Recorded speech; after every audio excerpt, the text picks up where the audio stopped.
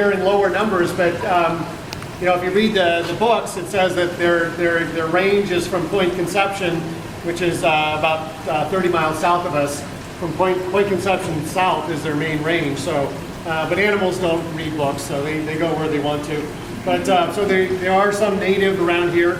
This one did happen to come from Santa Barbara.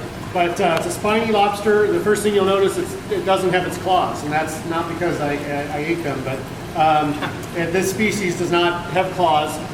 The American lobster, which occurs in the New England Atlantic coast, those are the spiny, or the clawed lobsters. They have smooth skin, so you pick those up and they're nice and smooth.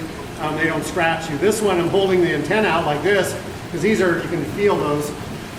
They're like rasps, and what he wants to do is bring those back and scrape them against my hand, and can draw blood pretty fast. And also, if I wasn't holding it firm enough, it would flip its tail a few times and trying to swim backwards, and also then those spines dig into your hands, which feel really good. So once they back themselves into a hole, like a crevice underwater, they're pretty hard to get out. Pretty well defended, even though they don't have the spines. Their favorite food, they are general scavengers. They'll eat dead fish and other stuff. There we go. So if he was underwater right now, he'd be swimming backwards pretty fast. Their favorite food, and if I hold him right here and let him do that a few times, everyone will get wet. Yeah, I do that with the younger kids. So there he goes. Wow. Oh my goodness. Isn't it cute? When you look at his chin, you might notice that his skin color also, his texture. You might be more interested in getting out than eating. His skin texture will change too. It'll get bumpy usually when it gets aggressive. Yeah, they can be a challenge to keep in tanks because they like to get away. So you have to have a tight-fitting lid. Yeah, this one seems to be more interested in escaping than eating. But yeah. But there's all sorts of stories from marine labs how octopus have gotten away out of different contraptions. They've have unscrewed lids off of jars. They've traveled between tanks and then to eat things and then come back to their home tank. There you go. You got him. So I guess he decided if he couldn't get away, he might as well eat something. So but look at his skin color is changing. His texture is bumpy. Really amazing. Yeah.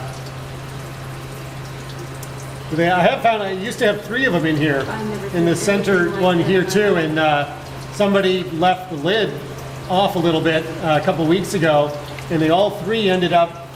Oh, it is a chitin. Okay. Yeah. I'm used to seeing that, a big one that I've seen in the tide pool is, Yeah, these guys you'll occasionally see in the intertidal, but they're really mostly subtidal. When you see them most is in the wintertime when the storms come and wash up a lot of algae and stuff on the beaches. You'll see these guys dead on the beach. But yeah, so they have the 8 plates, calcareous plates in there. You can see them just barely. What's that called? This is called a gumboot chitin. Gumboot chitin? Chitin.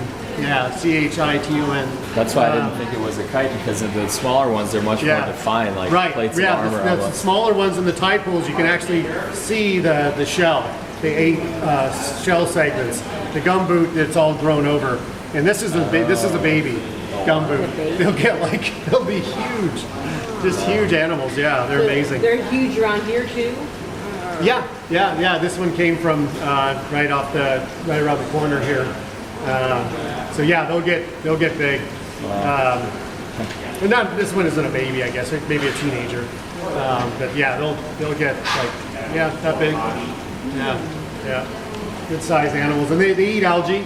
They're algae eaters. They're related to snails. They're a gastropod or stomach-footed animal. Snails are gastropods. And they have this foot here, that kind of a suction-like foot here that they crawl on, and then a rasping mouth part at the right end here, that looks like a little file in their mouth, and they just rasp the algae, chew it up. Yeah, and in the tide pools, some of the ones in the tide pools, you can actually see where they grazed. On the rocks. On the rocks, yes. You'll see it looks like somebody took a little file and scraped. walls on them. A lot of the algae, marine algae will have some kind of gas chamber that helps them float. And so it basically makes a forest out there. And as you're walking back, you'll see the algae, the kelp towards the base of the pier. If you were to get in the water there, you would see that most of that growth is a canopy. It's out across the surface of the water. And as you go down, you pretty much are seeing just the stem here of the kelp.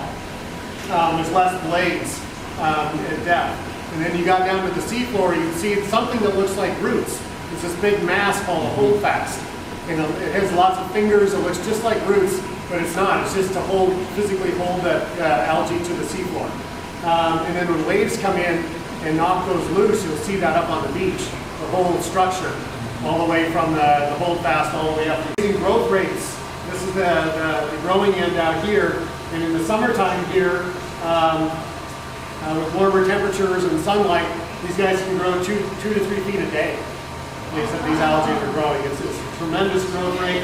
A lot of other animals come and eat them or use it for habitat. It's just like the forest canopy. You know, in any forest, there's a lot of animals associated with that canopy. There's fish, there's crabs, there's things living right on here. This is an animal right here called a bryozoan. This little crusty stuff. There's all sorts of little. Look around here, I'll probably find some things. There's little shrimp-like animals, other crustaceans that live on the kelp.